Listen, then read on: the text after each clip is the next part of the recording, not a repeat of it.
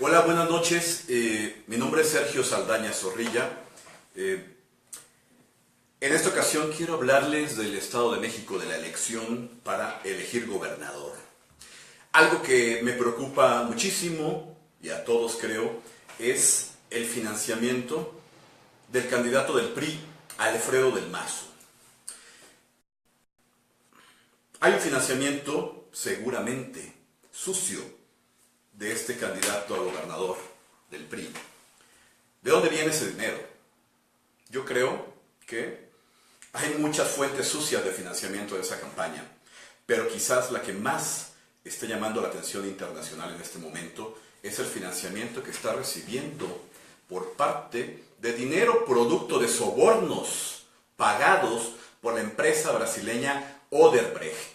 Esta es una empresa que brinda servicios a las empresas petroleras en diversos países del mundo y brindó servicios a Pemex durante la administración de los exdirectores generales de Pemex de tiempos de Felipe Calderón Hinojosa, donde pagaron sobornos tremendos también, y actualmente durante la administración de Enrique Peña Nieto. Directamente fue pagado un soborno de $5 millones a Emilio Lozoya Austin, que es el exdirector de Pemex.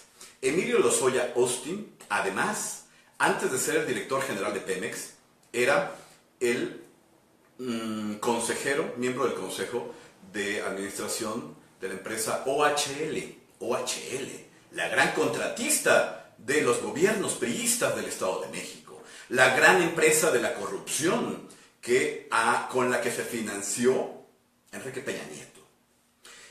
Esta sociedad OHL, Odebrecht, Alfredo del Mazo, Arturo Montiel, Enrique Peña Nieto, todo ese grupo Atlacomulco, Erubiel Ávila, todos ellos han tenido un financiamiento producto de la corrupción, producto del desvío de recursos, producto de los sobornos. Hoy sabemos con pruebas.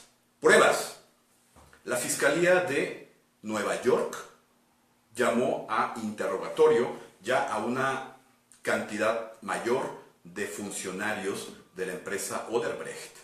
Y justamente hace unas cuantas horas confesó Hilberto Mascareñas, el coordinador de operaciones de esta empresa Odebrecht, confesó que le dio la empresa $5 millones a Emilio Lozoya Austin para que se aprobaran las contrataciones de obra de Pemex con esta empresa.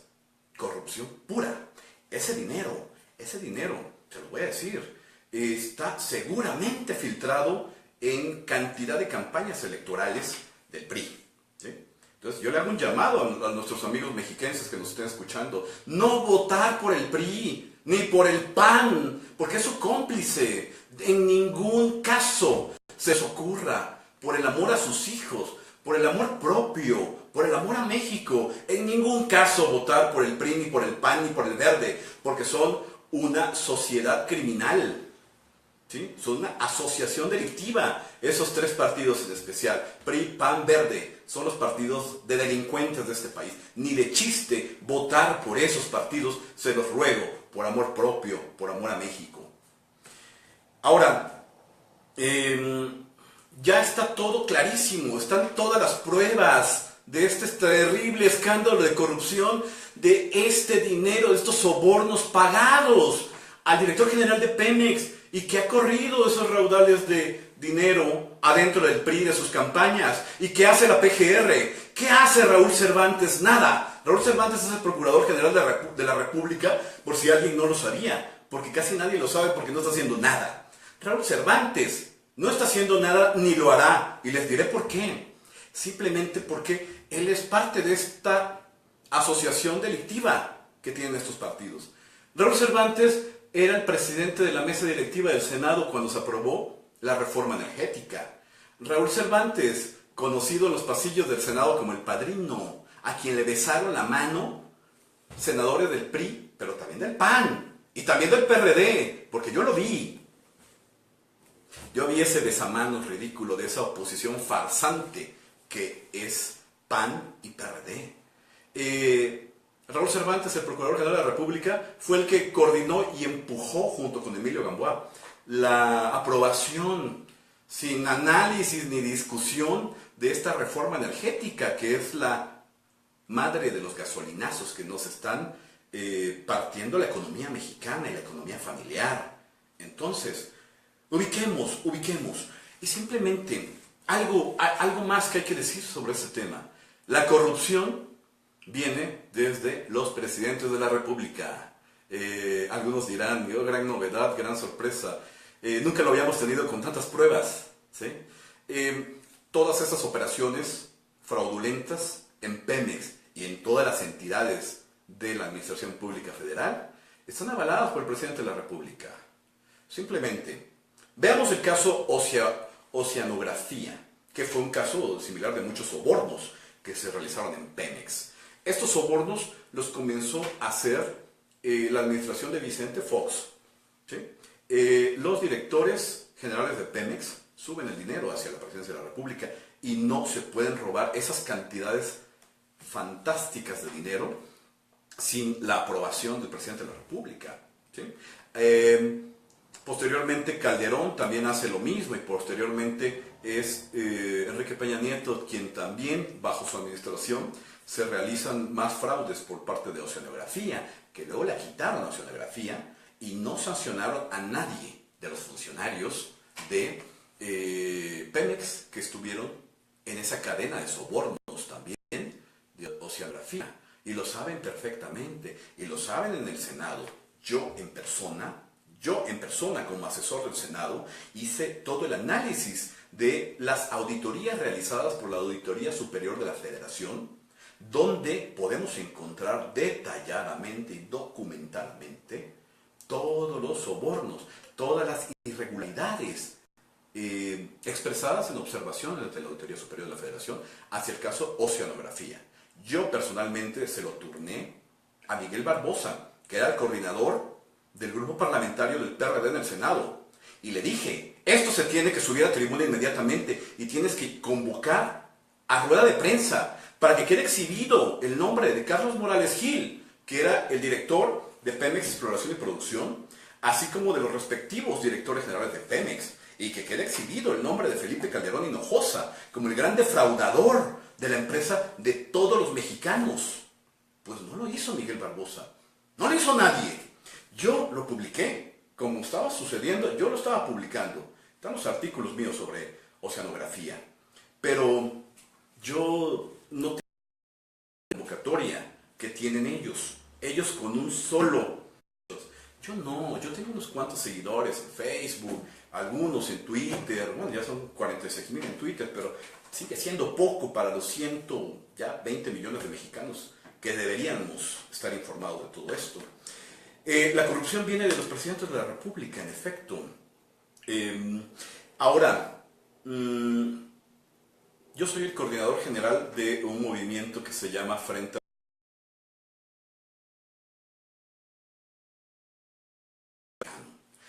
reconociendo que toda la estructura de poder en México está podrida, putrefacción pura, que está por todos lados. Entonces, lo que le hace falta a México es resetear como cuando reseteas la computadora, darle el botón de reset. Eso necesitamos, un cambio desde la raíz del poder público en México. Cuando sucede lo de Ayotzinapa, nosotros nos lanzamos a las calles. Yo, en lo personal, hice a un lado orgullos, todo, y fui a buscar a muchos líderes sociales, a muchos símbolos de la sociedad civil, etcétera, para proponerles armar un frente fuerte para derrocar al régimen, digámoslo, llamémoslo con sus palabras, para derrocar al régimen. La respuesta de todos fue horrible, casi todos. Recibí una respuesta de apatía, en algunos desde su mirada y desde el lenguaje corporal, descubrí su complicidad con el régimen. Sabes que no puedes contar con ellos. Uno de ellos incluso, y que hoy grita mucho que es un gran opositor, etcétera, hasta me fue a denunciar a la Secretaría de Gobernación. ¿Sí? Para que vean el nivel de líderes sociales que luego uno se encuentra. No me importó, yo continué prácticamente solo. Si acaso el padre Alejandro Solalinde y muchas personas muy conscientes pero poco conocidas han seguido conmigo, con nosotros, y hemos fortalecido este frente. Sin embargo, la sociedad mexicana se aflojó en un punto. No sé qué pasó, se les olvidó llevar el pan diario a sus casas, los ha tenido agotados, lo comprendo, y por ello no se pudo dar lo que debió darse en México, que era la primavera mexicana, una salida a las calles, pero no nada más una vez y un ratito y irnos a nuestras casas, no, plantarnos hasta que se fuera este gobierno. No sucedió, la sociedad mexicana se enfrió y mi capacidad de convocatoria es limitada, no podía yo hacer tanto. Y cuando esto sucede, tienes que corregir tu estrategia. Y mi estrategia me dice en este momento que no contamos con este movimiento en las calles, con esta sociedad no se está aprendiendo como debía. Bueno, no importa, tenemos que continuar. Y la revolución o la gran transformación la vamos a seguir haciendo y tenemos que ser estratégicos al respecto. Estratégicos me refiero a que hay un partido movimiento, se llama Morena, que es lo más parecido a nosotros. Sí, ya sé que no a todos les gusta, yo sé que le critican varias cosas. Sin embargo, si hacemos una escala del 1 al 10, donde el 10 de corrupto es el régimen de Peña Nieto y los gobiernos priistas y panistas y del Verde, ¿sí? y los capos de la droga que están con ellos, ¿sí? Eso es el 10, y 0, si ponemos en la escala el 0, el que nunca roba, nunca ha robado, ¿sí? Una persona íntegra, colocaría yo a Morena en el 1 o 2, porque hay que meter ahí a los personajes que han hecho cositas. Andrés Manuel lo pongo en el 1, a Morena en el 2, le doy esa calificación de corrupción. Es muy baja. Y acá tenemos que ser estratégicos. Si exigimos pureza, hay que hacerlo, pero tenemos que funcionar también con puntos impuros, incluso al menos para una coyuntura. Yo creo que debemos hacer un frente común con Morena, y me atrevo a decir esto hoy, porque hoy estoy demasiado indignado y me siento demasiado impotente como miembro de la sociedad civil, aun cuando llego a un cierto número de mexicanos, no es suficiente, tenemos que ser una barricada más fuerte aún. Yo por eso sí convoco para que excepcionalmente, coyunturalmente, si ustedes quieren, hagamos una alianza, un bloque con Morena, para así sacar al PRI y al PAN y al Verde, estos corruptazos del poder público en México. Sí tenemos que hacerlo. Yo les digo, aun cuando tengamos diferencias, o algún movimiento social tenga diferencia con Morena, o lo critiquen porque no es lo puro que ellos hubieran soñado, no, aún así, el enemigo es otro. Tenemos un enemigo en común, que es este régimen. Y solo por eso tenemos que hacer a un lado nuestras diferencias, estratégicamente. Esto es por estrategia, hacer a un lado esas pequeñas diferencias para unirnos y combatir al verdadero enemigo, que es el régimen del PRI, PAN, Verde. Esos son nuestros verdaderos enemigos y es a los que tenemos que sacar. Ya después veremos las ideologías, ya después veremos si creemos que un gobierno de Morena debe tener un programa social, pero que no debe regalar dinero, sino hacerlo por medio de inversiones. Lo discutimos, para eso existe debe existir el parlamentarismo. Para eso existen las corrientes ideológicas, para eso existe la intelectualidad y la academia. Ya lo haremos, pero vayamos por partes y seamos estratégicos. Yo algo así les digo, mexiquenses no pueden votar por el PRI, por el PAN ni por el Verde. Y sí los invito a que voten por Delfina Gómez. Es estratégico el Estado de México. ¿Por qué? Porque desde el Estado de México, estos bandidos saqueadores del PRI, PAN y Verde, lo han agarrado como su bastión de dinero, de financiamiento, para ir a ganar otros estados. ¿Sí? Tenemos que taparles el Estado de México. No pueden ganar el Estado de México. El Estado de México tiene que quedar en manos de la oposición, de la verdadera oposición. Y el otro punto que tenemos en el que tenemos que ser enfáticos es en quiénes van a estar en Morena. Nosotros tenemos que empujar, presionar, hacer presión pública para que las designaciones de candidatos adentro de Morena sean de personas honestas, íntegras, intachables. Tenemos que hacer esa exigencia. Podemos comprender el pragmatismo. El pragmatismo te hace que puedas aceptar a ciertos personajes que han estado en algún partido y movilizan estructuras que al final te van a ayudar a defender el voto. Eso lo debemos comprender. Pero esas personas no pueden prevalecer. Esas personas tienen que quedarse abajo. No pueden quedar en cúpula. No pueden obtener los principales cargos de elección popular ni los principales cargos públicos. No pueden. Por congruencia simple. Y nosotros, la sociedad civil, tenemos que intervenir. Si esos personajes prevalecen, también la culpa será nuestra, porque lo habremos permitido. No podemos permitirlo. Finalmente, quiero concluir este pequeño video, que ya se alargó un poco, una disculpa, con el hecho de que lo que les comento de Odebrecht, lo que les comento de los malos funcionamientos de Pemex, lo que les comento de esta estructural rapiña de estos gobiernos, lo tengo documentado en un libro. Este libro ya lo entregué a la editorial. Se llama Reforma Energética, la trampa de subdesarrollo. ¿Sí?